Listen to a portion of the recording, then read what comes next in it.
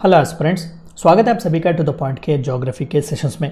हमने पिछले चंद चैप्टर्स में रिवर वाटर पॉल्यूशन, एग्रीकल्चर और एग्रीकल्चर से रिलेटेड चंद इंपॉर्टेंट प्रॉब्लम्स के बारे में, उसके बैकवर्ड के रीजंस के बारे में बात किया। आज के इस चैप्टर में हम टाइप ऑफ फॉरेस्ट्री के बारे में बात करेंगे, खासकर जो सोशल फॉरेस्ट्री होती है, इस तरीके के जो कुछ भी अलग अलग टाइप के फॉरेस्ट्रीज हैं उनके बारे में जानने की कोशिश करेंगे। ठीक है, तो आइए आज का चैप्टर शुरू करते हैं।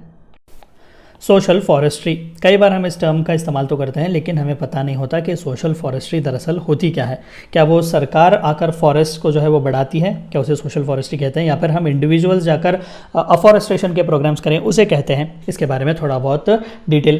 People oriented afforestation programs which aim at benefiting local community, especially poorer and tribal sections, for improvement of environment at a large through community-based tree plantations. People oriented afforestation की टर्म्स हैं ये, कि लोगों से ये इनिशिएटिव आना चाहिए अफॉरेस्ट्रेशन करने का, कि वो खुद जाकर प्लांट्स उगा रहे हैं।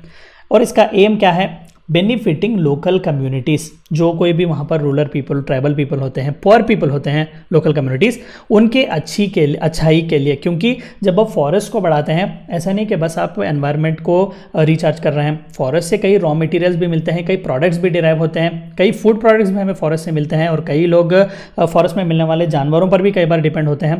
तो इस तरीके से लोकल कम्युनिटी को बहुत ही इंकरेजमेंट मिलेगा, उन्हें बहुत ही जो है बेनिफिट मिलेगा। For the poor and tribal section, for improvement of environment through large community based tree plantation। Community based plantation यानी कि एक दो लोग जाकर अगर प्लांट करेंगे तो वो ये नहीं कह सकते कि सोशल फॉरेस्ट्री है। कम्युनिटी बेस्ड यानी कि लार्ज तादाद पर, बड़े तादाद पर आप जाकर जो है इस तरीके के अफॉरेस्ट्रेशन के प्रोग्राम्स करने चाहिए, तभी उसे सोशल फॉरेस्ट्री कहेंगे। ठीक है। Trees are grown on public and community lands like along road side, railways, canals, river banks, panchayat lands, barren and wastelands etcetera. तो पेड़ों को जो है उगाया जाता है कम्युनिटी के लैंड्स पर, जहाँ कहीं भी कम्युनिटी लैंड्स यानी कि पार्क्स होते हैं, बरियल ग्राउंड्स भी कम्युनिटी के ही लैंड्स हैं। तो इस तरीके के आसपास के एरियाज में आप पेड़ उगाएं। Like along road side, road के आसपास फुटपाथ वगैरह जो होते हैं वहाँ पर पेडेस्ट्रियंस को भी जाने के लिए रास्ता दे, थोड़ा बहुत आप वहाँ पर ट्रीज भी उगा सकते हैं। रेलवे के पास, रेलवे के लेंस के आसपास कनाल्स हैं, रिवर बैंक्स हैं, पंचायत लैंड्स, बैरन लैंड्स, वेस्ट लैंड्स में भी आप जाकर इस तरीके से अफॉरेस्ट्रेशन कर सकते हैं। इस पूरे कॉन्सेप्ट को सोशल फॉरेस्ट्री कहते हैं।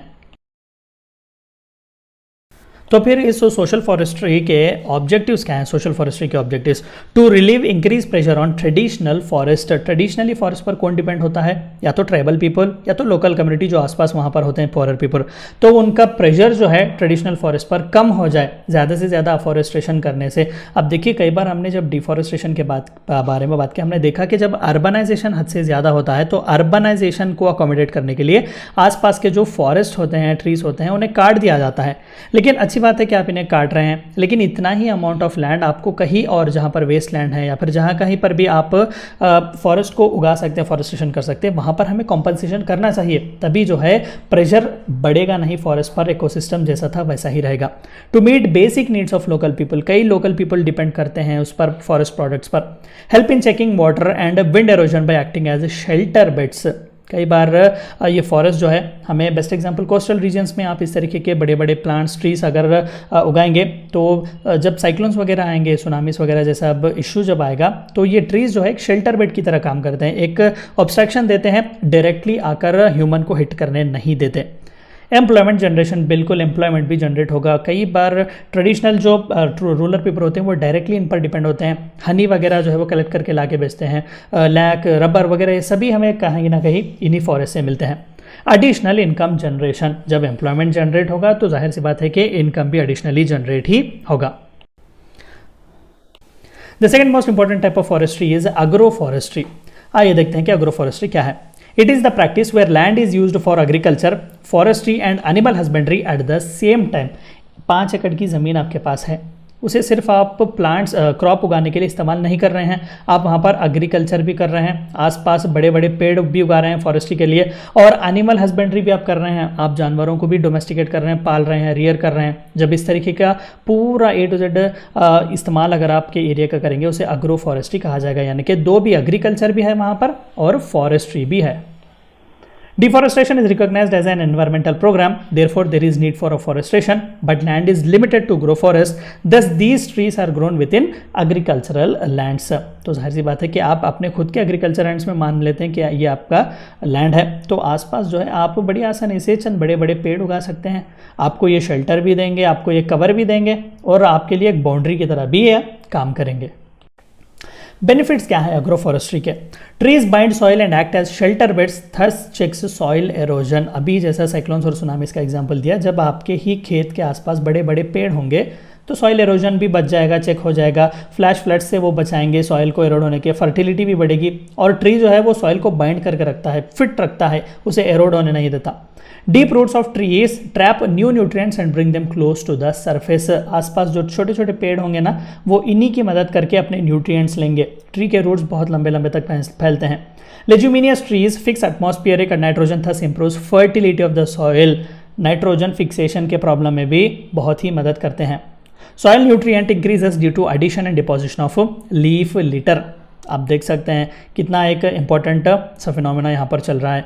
इंप्रूवमेंट ऑफ माइक्रो क्लाइमेट, जो उसी रीजन में जो आपका जितना भी लैंड है, जितना भी रीजन है, वहीं पर आपका जो क्लाइमेट है वो भी थोड़ा बहुत ठंडा भी होगा, अच्छा खासा भी होगा। आपका माइक्रो क्लाइमेट जो है वो भी इम्प्रूव होता ही रहेगा। आसपास के क्लाइमेट में भी गर्मी जो है वो कम होगी और कार्बन डाइऑक्साइड जो ट्री लेता है, ऑक्सीजन छोड़ता है, तो इक्वली बैलेंस होता है। And final type of forestry is organic farming again. Organic farming is a form of agriculture that relies on techniques such as crop rotation, green manure, compost and biological pest control to maintain soil productivity and control pests on farm.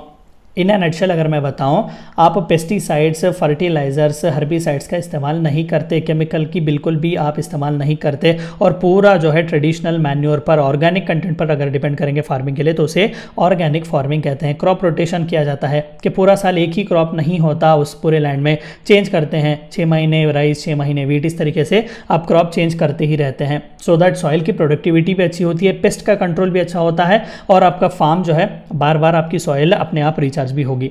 Organic farming excludes और strictly limits the use of manufactured fertilisers, pesticides etcetera. Zero based natural farming भी इसे कहा जाता है। ठीक है, तो ये थी चंद बातें आपको जाननी थी टाइप ऑफ फॉरेस्ट्री के बारे में। Thank you for watching my video.